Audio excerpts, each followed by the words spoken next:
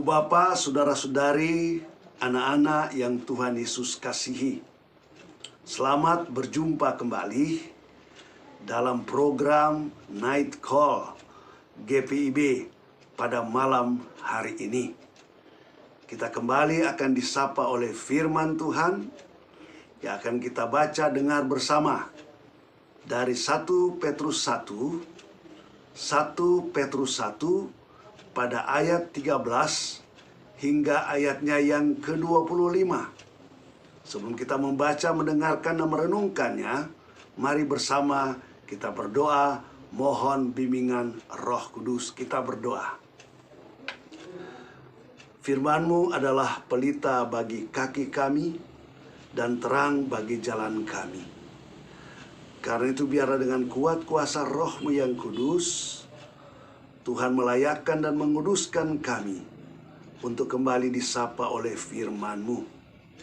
Sehingga dengan kuat kuasa Roh-Mu yang kudus, firman-Mu itu boleh menjadi bagian dalam kehidupan kami sebagai umat-umat yang telah dipilih, dikuduskan di dalam Yesus Kristus, Tuhan dan Juru Selamat, firman yang hidup.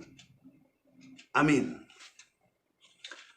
1 Petrus 1 ayat 13 hingga ayat 25 yang menyatakan demikian. Sebab itu, siapkanlah akal budimu, waspadalah dan letakkanlah pengharapanmu seluruhnya atas kasih karunia yang dianugerahkan kepadamu pada waktu penyataan Yesus Kristus. Hiduplah sebagai anak-anak yang taat dan jangan turuti hawa nafsu yang menguasai kamu pada waktu kebodohanmu. Tetapi hendaklah kamu menjadi kudus di dalam seluruh hidupmu, sama seperti Dia yang kudus yang telah memanggil kamu. Sebab ada tertulis, kuduslah kamu sebab aku kudus. Dan jika kamu menyebutnya Bapa, yaitu Dia yang tanpa memandang muka menghakimi semua orang menurut perbuatannya, maka hendaklah kamu hidup dalam ketakutan selama kamu menumpang di dunia ini. Sebab kamu tahu bahwa kamu telah ditebus dari cara hidupmu yang sia-sia yang kamu warisi dari nenek moyangmu itu, bukan dengan barang yang fana, bukan pula dengan perak atau emas, melainkan dengan darah yang mahal, yaitu darah Kristus yang sama seperti darah anak domba yang tak bernoda dan tak bercacat. Ia telah dipilih sebelum dunia dijadikan, tetapi karena kamu, Ia baru menyatakan dirinya pada zaman akhir. Oleh Dialah kamu percaya kepada Allah yang telah membangkitkan Dia dari antara orang mati dan yang telah memuliakannya, sehingga imanmu dan pengharapanmu tertuju kepada Allah. Karena kamu telah menyucikan dirimu oleh ketaatan kepada kebenaran, sehingga kamu dapat mengamalkan kasih persaudaraan yang tulus ikhlas. Hendaklah kamu bersungguh-sungguh saling mengasihi dengan segenap hatimu, karena kamu telah dilahirkan kembali, bukan dari benih yang fana, tetapi dari benih yang tidak fana, oleh firman Allah yang hidup dan yang kekal. Sebab semua yang hidup adalah seperti rumput, dan segala kemuliaannya seperti bunga rumput. Rumput menjadi kering dan bunga gugur. Ayat 25. Tetapi firman Tuhan tetap untuk selama-lamanya. Inilah firman yang disampaikan Injil kepada kamu. Demikianlah pembacaan Alkitab yang adalah firman Tuhan bagi kita pada malam hari ini. Berbahagialah mereka yang mendengarkan firman Tuhan, menyimpan, umuli, dan memberlakukan dalam kehidupan hari lepas hari. Terpujilah Kristus. Haleluya.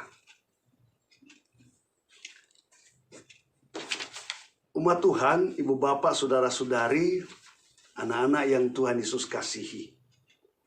Selaku umat yang telah dikuduskan, telah dikhususkan Tuhan Yesus, tentu beriman, berharap selalu atas kasih karunia Tuhan Yesus yang telah memilih dan menguduskan umatnya agar tetap melindungi, agar tetap menyertai, bahkan juga menyelamatkan hidup dan penghidupan sebagai umat Tuhan Yesus. Tentu saja sebagai umat yang telah dikuduskan, telah dipilih oleh Tuhan Yesus, mestinya juga menampakkan akan status, akan jati dirinya, identitas dia sebagai umat pilihan, sebagai umat yang dikuduskan dan dikhususkan. Dan itu dia harus wujud nyatakan dalam kehidupan, hidup dan penghidupannya sehari-hari. Dan umat itu harus merawat, menjaga, memelihara kekudusan selaku umat Tuhan. Meskipun umat Tuhan menghadapi berbagai macam tantangan, berbagai macam pergumulan, bahkan penderitaan oleh karena iman, oleh karena harapan, oleh karena cinta kasih kepada Tuhan Yesus. Mereka harus tetap teguh, kokoh, bertahan terus, setia sampai akhir. Dan nas pada malam hari ini juga mengajak kita semua untuk merenungkan bagaimana penderitaan iman yang dialami oleh umat perdana saat itu. Ketika surat ini dituliskan, umat Kristen perdana dalam penganiayaan, penindasan seorang kaisar yang sangat kejam, Domitianus. Kaisar ini merasa bahwa umat Yesus Kristus adalah umat yang harus dibasmi. Nah, oleh sebab itu Domitianus berharap semua masyarakat bangsa saat itu menyembah dia sebagai dewa, sebagai ilah. Tetapi pengikut-pengikut Kristus yang setia tahan sampai akhir tidak menyembah. Di sanalah dia mulai mengadakan penganiayaan, penindasan. Sehingga bagi kita, iman sebagai orang yang telah dipilih, iman sebagai orang yang telah dikuduskan, dikhususkan oleh Tuhan Yesus, harus tetap dijaga kemurniannya, harus tetap dijaga ketulusan dan kekudusannya. Sekali lagi, harus tetap bertahan, harus tetap setia dan taat, meskipun berada dalam penderitaan yang berat, penderitaan iman yang luar biasa. Dalam penderitaan itulah iman sebagai orang percaya, orang yang dikuduskan dalam Kristus Yesus, diuji kemurniannya, diuji ketulusannya. Ada sebuah ilustrasi menyangkut masalah iman. Sebab terkadang ketika orang diterpah dengan penderitaan, dengan pergumulan berat, imannya makin kuat. Bahkan ketika berada dalam kondisi yang aman-aman saja, comfort zone, merasa aman dan nyaman. Nah, acap kali disitulah iman dia bisa goyah dan dia bisa terjebak. Bahkan dia bisa terlena. Sehingga iman yang diuji itu menuntut bagi kita semua agar supaya makin kokoh iman kita. Seekor monyet sedang di atas pohon dekat pantai. Dia asik memakan pisang. tiba-tiba ada dua angin yang sangat mempengaruhi juga kehidupan alam, angin barat dan angin timur. Berdiskusilah kedua angin ini, bagaimana mereka harus menjatuhkan monyet di pohon ini yang sedang asik makan pisang, buah pisang. Akhirnya angin barat yang seringkali kita tahu begitu luar biasa topannya, bisa membuat laut itu berombak dan menggoncangkan semua sekitarnya. Dia bilang, saya bisa jatuhkan monyet itu. Kemudian angin timur mengatakan silakan.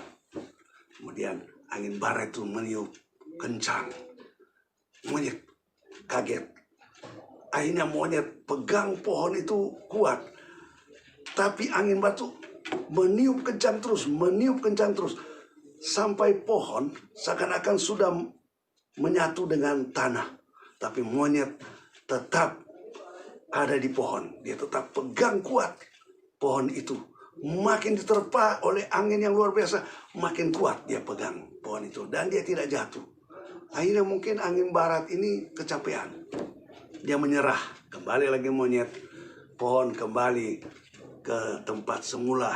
Dia tidak lagi miring. Kemudian angin barat bilang, silakan angin timur. Angin timur ini terkadang angin yang tidak terlalu kencang. Kemudian dia meniup pelan-pelan, sepoi-sepoi. Dan dia mulai mengayunkan pelan-pelan pohon di mana monyet itu sedang makan pisang. Anginnya sepoi-sepoi basah. Akhirnya tanpa disadari monyet itu ketiduran. Pada saat dia ketiduran, pelan-pelan jatuhlah dia dari pohon. Nah, dari ilustrasi ini menyatakan bagi kita, tentu kita bukan monyet, tetapi kita ambil contoh saja, bahwa makin diterpa hidup dan penghidupan kita sebagai orang beriman, makin kuat kita berpegang dalam iman percaya, dalam pengharapan akan kasih karunia Tuhan Yesus. Tetapi kita lengah, bagaikan angin sepoi-sepoi yang bertiup dari timur, membuat kita terlena, tidak waspada, tidak hati-hati, terbawa dengan keenakan diri, akhirnya jatuh. Jadi orang yang mendapat tantangan beriman itu, malah dia tetap kuat. Sedangkan orang yang terlena dan terbawa dalam situasi yang menyenangkan, dia mudah jatuh. Karena itu biarlah kita tetap setia dan taat terus sebagai orang beriman sampai saat ini. Meskipun juga kita berada dalam ancaman penularan COVID-19 saat ini, tapi kita yakin dan percaya segala ujian itu akan membentuk iman kita dalam kemurnian dan ketulusan. Tuhan Yesus memberkati. Amin. Mari berdoa. Biarlah dengan kuat kuasa Roh-Mu yang kudus, mampukan kami dalam iman, percaya, dan harapan kami atas kasih karunia Tuhan Yesus yang kiranya selalu mengokohkan, menguatkan kami ketika kami juga sebagai umat pilihan, umat yang telah Engkau kuduskan, juga tetap setia dan taat sampai akhir. Kuatkan iman percaya, harapan dan cinta kasih kami, baik kepadamu juga bagi sesama, sehingga kami juga boleh saling topang menopang, menolong, mengasihi, mempedulikan, saling menguatkan, membantu satu dengan lainnya, ketika juga dalam kesulitan. Bila Tuhan juga memampukan kami menghadapi hal itu, termasuk saudara-saudari kami, yang juga mengalami bahwa mereka juga terpapar pandemi COVID-19, baik yang dirawat di rumah sakit, di klinik puskesmas, tempat-tempat isolasi. Tuhan tolong mereka, biar yang mereka juga boleh dipulihkan kembali dalam harapan pergumulan mereka. Dalam segala upaya usaha, makanan, minuman, obat-obat, vitamin yang dikonsumsi menjadi alat di tangan-Mu ya Bapa. Berkati juga para medis, dokter, juru rawat, relawan yang juga selalu dengan penuh kesabaran ketabahan untuk menolong para pasien. Beri kesabaran ketabahan, semangat bagi mereka. Lindungi mereka, jauhkan juga dari hal yang jahat.